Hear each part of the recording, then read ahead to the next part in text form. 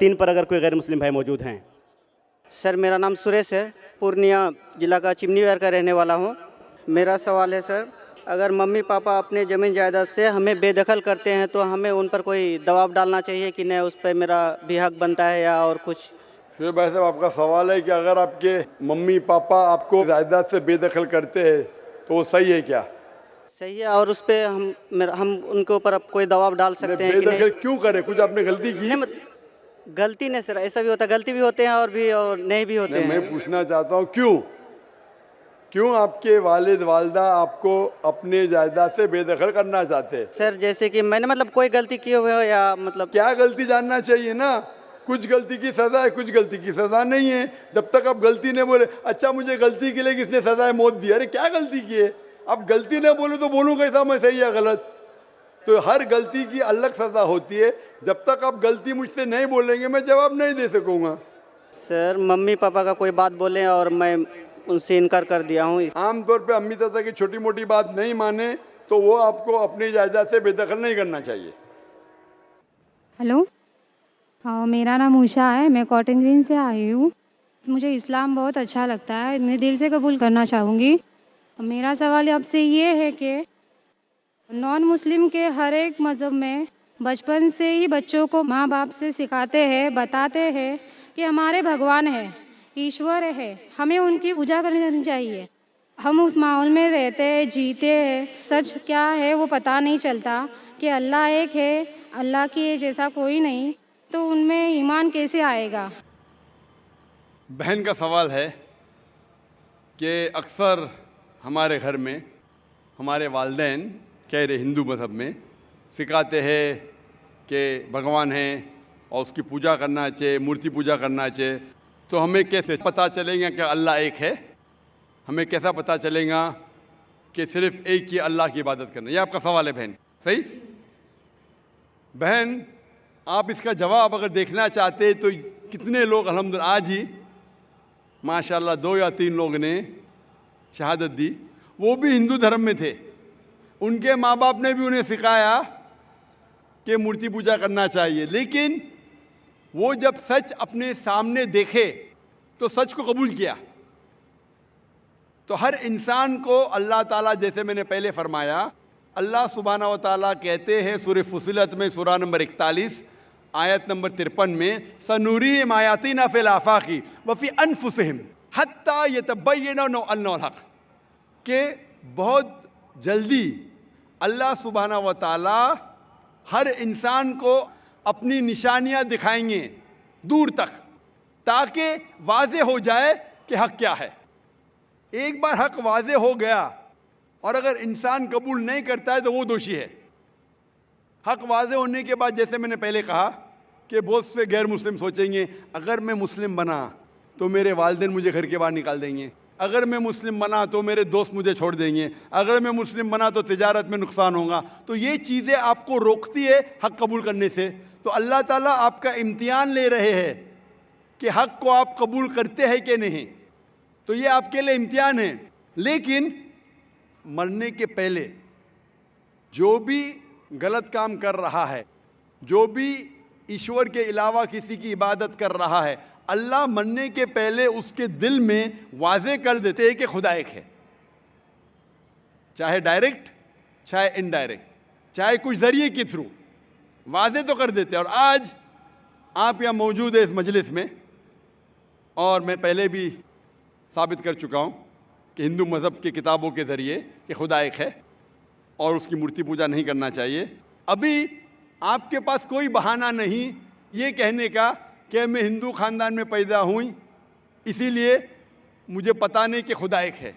आज के पहले अगर आपने मेरी तकरीर नहीं सुनी होती और यहाँ मौजूद नहीं थी तो हो सकता है आपके पास फिर भी बहाना होता कहने का कि मुझे पता नहीं हक क्या है। आज तो बहाना नहीं है। तो मैं आपसे पूछना चाहता हूँ, आप मानते हैं कि खुदा एक है? जी मानती हूँ। आप मानते हैं कि बुत परस्ती मूर्ति पूजा गलत है? जी। आप मानते हैं कि मोहम्मद सल्लल्लाहु अलैहि वसल्लम उसके पैगंबर है? जी। तो अल्हम्दुलिल्लाह ये 2 या 3 चीज़ें काफ़ी है आपको इस्लाम में दाखिल होने के लिए। तो आप मुस्लिम बनना चाहेंगे? हाँ ज़रूर। आप पे कोई भी ज़बरदस्ती कर रहा है बहन? कोई नहीं। कोई भी दबाव? मैं दिल से कबूल करना चाहती हूँ। माशाल्लाह, दिल और होशो हवास से, जी हाँ। क्योंकि ज़बरदस्ती करना इस देश में हराम है, हमारे मज़हब में भी हराम है। आप दिल से करना चाहती है? जी हाँ। होशो हवास के साथ? जी कोई भी माली दबाव नहीं, जी नहीं। कोई भी फिजिकल प्रेशर नहीं। नहीं। इंशाअल्लाह मैं कलमा पढ़ाऊंगा और आप उसको दोहरा सकती है। ज़रूर। अशहदु अशहदु अल्लाह अल्लाह इलाहा इलाहा इल्लल्लाह इल्लल्लाह व अशहदु व अशहदु अन्ना अन्न मुहम्मदन मोहम्मदन अब्दुहु अब्दुहु व रसूलुहु। व रसूलुहु। मैं शहादत देती हूँ मैं ये शहादत देती हूँ कि कि अल्लाह के अलावा अल्लाह के अलावा कोई माबूद नहीं कोई मामूद नहीं और और मोहम्मद मोहम्मद सल्लल्लाहु सल्लल्लाहु अलैहि वसल्लम अलैहि वसल्लम उसके पैगंबर उसके पैगंबर और बंदे हैं। और बंदे हैं। माशाअल्लाह, आप मुस्लिम हो चुकी है और अल्हम्दुलिल्लाह मैं इंशाअल्लाह चाहूँगा कि आप कुरान मजीद का तर्जुमा लें ख़वातीन के शोबे से और उसको पढ़िए। इंशाअल्लाह आपको और हिदायत मिलेंगी और मैं अल्लाह सुब्हानहू से दुआ करता हूँ कि आपके इस जद्दोजहद को कबूल फरमाए और आपको इस दुनिया और आखिरत में सफलता दे और आपको जन्नत में डाले इंशाअल्लाह। नमस्कार, मेरा नाम हरिपद विश्वास, मैं बंगाल मालदा गाजोल से आया हूँ। मैं एक रिटायर फौजी हूँ और अभी मैं प्राइमरी टीचर हूँ।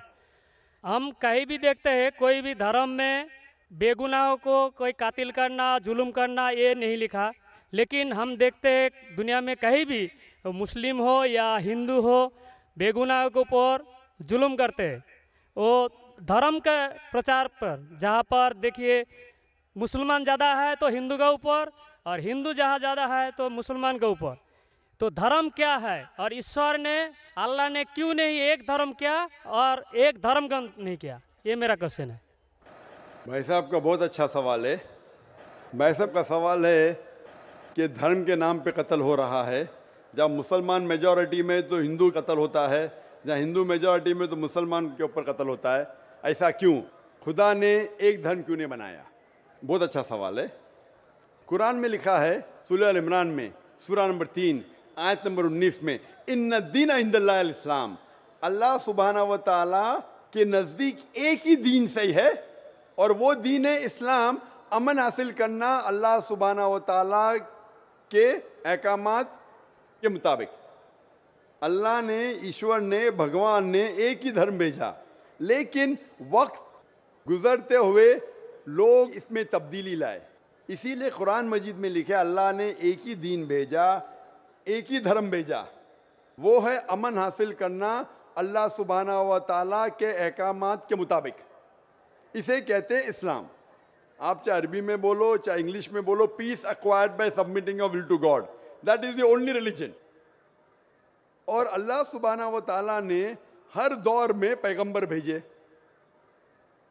लेकिन जितने भी पैगंबर आए थे वो सिर्फ अपने वक्त के लिए महदूद थे और अपने लोगों के लिए थे।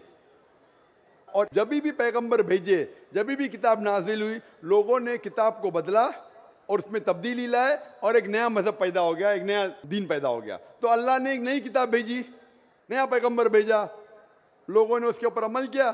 फिर चंद साल के बाद, 10 साल, 20 साल, 50 साल, 100 साल के बाद उसमें तब्दीली आए, लोग ने अपने फ़ायदे के लिए उसे बदला और एक नया मजहब पैदा हो गया, एक नया धर्म पैदा हो गया। इस तरीके से अल्लाह ने कई किताबें नाजिल की और हमारे रसूल फरमाते हैं मोहम्मद सल्लल्लाहु अलैहि वसल्लम, अल्लाह ने 1,24,000 पैगंबर इस दुनिया में भेजे, लेकिन अल्लाह सुब्हानहू तआला ने आखिरी पैगंबर मोहम्मद सल्लल्लाहु अलैहि वसल्लम और आखिरी किताब, आखिरी वही कुरान मजीद 1400 साल पहले भेजी।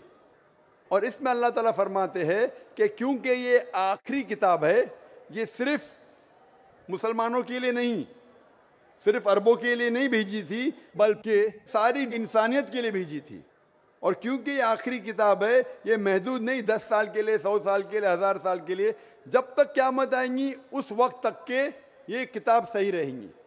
और क्योंकि मोहम्मद सल्लल्लाहु अलैहि वसल्लम आखिरी पैगंबर थे, वो सिर्फ मुसलमान या अरबों के लिए नहीं भेजे गए थे, वो सारी दुनिया के लिए भेजे गए थे। तो आज जो भी इंसान है, चाहे वो हिंदुस्तान में है, चाहे पाकिस्तान में, चाहे सऊदी अरेबिया में, चाहे USA में, चाहे इंग्लैंड में, उसे आखिरी पैगाम अल्लाह का, खुदा का, उसके ऊपर अमल करना चाहिए, वो कुरान और आखिरी पैगंबर मोहम्मद सल्लल्लाहु अलैहि वसल्लम पे अमल करना चाहिए। फिर आपको अमन मिलेंगी और इंशाअल्लाह खून खराबा नहीं रहेगा। मैं मानता हूँ आपकी बात कि अक्सर आप देखते मेजॉरिटी माइनॉरिटी पे जुल्म करता है। मैं आपसे पूछना चाहता हूँ भाई साहब, इस किशनगंज में मेजॉरिटी मुस्लिम की है क्या हिंदू की है? सर मेरे को तो पता नहीं, मैं बंगाल से आया हूँ, किशनगंज के बारे में। बंगाल किशनगंज का नहीं, लेकिन आज सुबह को जब हमारे हिंदू जितने इदारे के प्रेसिडेंट थे, चेयरमैन थे, वो कह रहे थे कि किशनगंज में 65% मुसलमान हैं और 35% हिंदू है। उसके बावजूद इस किशनगंज ये मिसाल है हिंदुस्तान में कि कभी भी हिंदू मुस्लिम का राइट नहीं हुआ। धर्म के नाम पे किसी मुसलमान ने कोई हिंदू को ना कत्ल किया, ना हिंदू ने मुसलमान को कत्ल किया। एक पॉलिटिशियन एमएलए साहब कह रहे थे खाली वोटिंग के टाइम पे कभी कभी होता है हिंदू मुस्लिम के अंदर किसको वोट देना, उसको छोड़ के कभी भी यहां दंगे फसाद नहीं हुए। तो ये मिसाल है कि मेजॉरिटी में होने के बावजूद आप देखते कितना अमन है। और आप खुशनसीब है क्या मीडिया ये अमन को खराब नहीं कर रही। मीडिया को पता चल जाएगा मुसलमान अमन से रह रहे तो आपके अमन और शांति को अशांति में बदल देंगी। सबसे अच्छी मिसाल है कश्मीर। कश्मीर में देखो क्या हो रहा है। मीडिया आप देखेंगे, मीडिया इतना उसके पीछे लग गई कि शांति को अशांति में बदल दी। तो मैं अल्लाह से दुआ करता हूं कि किशनगंज का माहौल अमन रहे। आप मीडिया से बचिए, आप सही धर्म का पालन कीजिए, इंशाअल्लाह आपको अमन और शांति मिलेंगी। लेकिन आपके सवाल का जवाब ये है कि अल्लाह ने, ईश्वर ने, खुदा ने एक ही दीन भेजा है, वो है अमन हासिल करना। ईश्वर भगवान अल्लाह के जो भी अहकामात है उसको अमल में लाने के बाद, और हर इंसान अगर ये ढूंढे कि सही ईश्वर कौन है और उसका कहना क्या है, तो इंशाअल्लाह दुनिया में अमन रहेगा। लेकिन कई लोग नहीं चाहते कि दुनिया में अमन रहे, इसीलिए वो देखते हैं इस हमारे हिंदुस्तान में, सारी दुनिया में हिंदुस्तान एक ऐसा मुल्क है जहाँ सबसे ज़्यादा मज़हब के नाम पे राइट्स हुए, दंगे फसाद हुए। और इसका मैं ब्लेम डालता हूँ हिंदुस्तानी नागरिक पे ने, हिंदुस्तानी पॉलिटिशियन पे, क्योंकि अंग्रेज़ ने हमारे देश को बांटा। अंग्रेज़ आए थे हिंदुस्तान में तिजारत करने के लिए, लेकिन हम पे हुकूमत की। उनकी पॉलिसी थी डिवाइड एंड रूल, हिंदू मुस्लिम को डिवाइड किया और हम पे राज किया। अंग्रेज तो चले गए, अपनी राजनीति छोड़ गए पीछे। इसीलिए मैंने एक तकरीर किया हूं, इस टेररिज्म मुस्लिम मोनोपोली, और कहा जितने भी आप दंगे फसाद देखेंगे दुनिया में, जितने भी टेररिस्ट एक्ट डायरेक्टली और इनडायरेक्टली कहीं ना कहीं पॉलिटिशियन का हाथ है।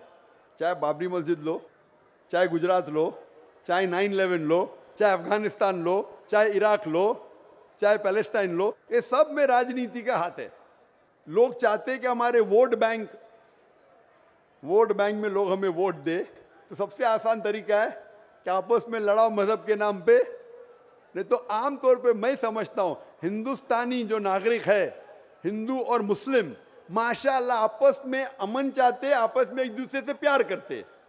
लेकिन इस शांति, इस अमन को अक्सर कुछ लोग अपने फायदे के लिए इसको तोड़ना चाहते हैं, इसको भ्रष्ट करना चाहते। इसीलिए आप देखते कि ये राइट्स होते हैं।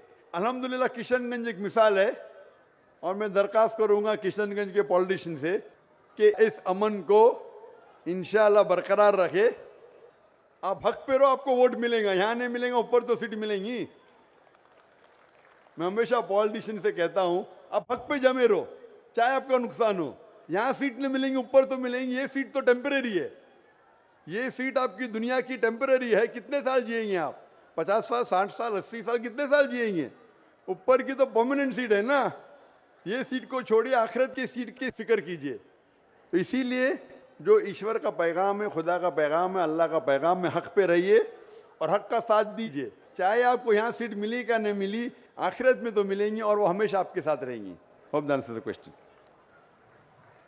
सामाइन से गुजारिश है कि जो जहाँ पर हैं वहीं बैठ जाएं, आगे बढ़ने की कोशिश न करें, परेशानी हो रही है। बिस्मिल्लाहिर्रहमानिर्रहीम।